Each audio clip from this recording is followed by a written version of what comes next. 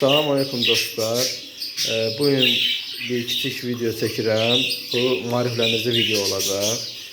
Yazılarsa keçən çəkilişdə bu kletkaları çəkmişdim. Bunlarda yumurtalar var idi və balalar var idi, ətçə balalar var idi. İndi onlar artıq yuvadan yavaş-yavaş çıxırlar. Sadəcə burada 2-3 dənə yuva var ki, bunlar təzə cütə qoyulub. Bunların bir cütündə dişi qocadır, amma o bütün heyvanlar cavandılar. Bunlar da hazır 3 dəfə cütə vurulacaq. Nəyə görə 3 dəfə deyirəm? Ona görə ki 3 dəfədən bir istirahətə verilir heyvan. O da onun üçün istirahətə verilir ki heyvan özünə gəlsin. Və tez-tez cütə vuranda da pingvin balalar çıxır. Onlar da zəif balalardır. Həm satışa yararlı deyil, yöndənsiz balalardır. Pingvin adıyla mağazalarda bəzən satışda görürsən. Mən keçən videoda çəkmişdim. Bir bala almışdım, papaqaylar almışdım. İçində 4 dənəsi pingvin bala idi. Sadəcə mən onları aldım. Ziyan oldu mənə, amma aldım. O pingvin balaları indi göstərirəm. Biraz özlərinə gəlirlər. Həm bunların valideynlərinin, ata-anasının qidası zəif olur. Həm də ki, özlərinə yumurta vaxtında verilməyib. Bala vaxtı, ətçə bala vaxtı. Həm də ki, çox tez-tez cütə vurulub və ayrılmayıb ata-anaları. Ona görə də bunlar pingvin bala adlanırlar ki, bunların inkişafı olmur. Həm də yöndənsiz, görürsünüz ki, kuyruğu yoxdur, uça bilmir. 4 dənə baladır qalıb mənim fermamda. Bunları nəzarət edirəm, görün nətər olacaq axırı. Amma satışa yararlı deyirlər. Uça bilsələr, satışa yararlı olarlar, amma uça bilmirlər. Ona görə də heyvanı nəzərə almaq lazımdır. 3 dəfə cütə vurmaq və bir ay 40 gün istirahət vermək lazımdır. Mən sonra 3 dəfə və yaxud da 4 dəfə cütə vurur, 40 gün 2 ay istirahət verirəm. Onda heyvan artıq özünə gəlir. Yumurtaları çox olur, balaları çox olur, hamısından şərtdir.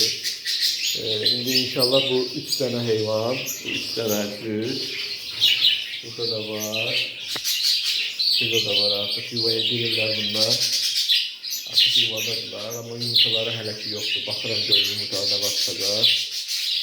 Bunlar 3 dəfə bala verəndən sonra istirahətə gedəcəklər. İndi bir kimi götürəndə, belə götürəndə, deməli heyvanları il ərzində 6 dəfə cütə vurursansa, bir heyvanı, bir cütü 6 dəfə cütə vurursansa, bir dəfə istirahət verirsənsə, ən azı 5 baladan hesablayanda 30 bala deyir, 8 manatdan vuranda 240 manat edir. Və bu 240 manatı da 10 cütün olsa, bir il ərzində 2400 manatdan çox edir. 2400 manatdan çox edir. Yox, 2400 manat edir. Bir il ərzində.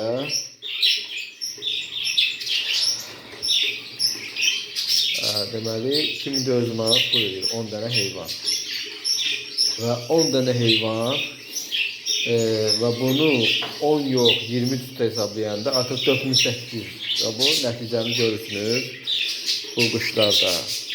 Bunu 20 yox 30 cütə artıranda, 40 cütə artıranda artıq nəticə çoxalır. Bu nəticə ilə anlaşılandır ki, bu heyvanlarda işləmək lazımdır ki, nəticə görəsən. Mən də hal-hazırda 3 ildir işləyirəm, amma bunlar özləri pul gətirirlər. Yəni mən əlavə pullar artıq qoymuram. Hal-hazırda 12 cütüm var. Yəni işləyən, hal-hazırda birini artıq kletkasını götürmüşəm, buradadır. Bu boşda qalıb kletka, o da taxta yuvasıdır. Və onları da qoymuşam burada istirahətə. Bu heyvanları da istirahət üçün burada yerləşdirirəm. Buradakılar isə satışa gedənlər olurlar, damazlıqlar olurlar, cavanlar, laf balacan heyvanlar olduğu üçün bu heyvanları yekə cütlərin içinə bıraxmıram, çünki dalaşırlar, bir-birlərini öldürürlər.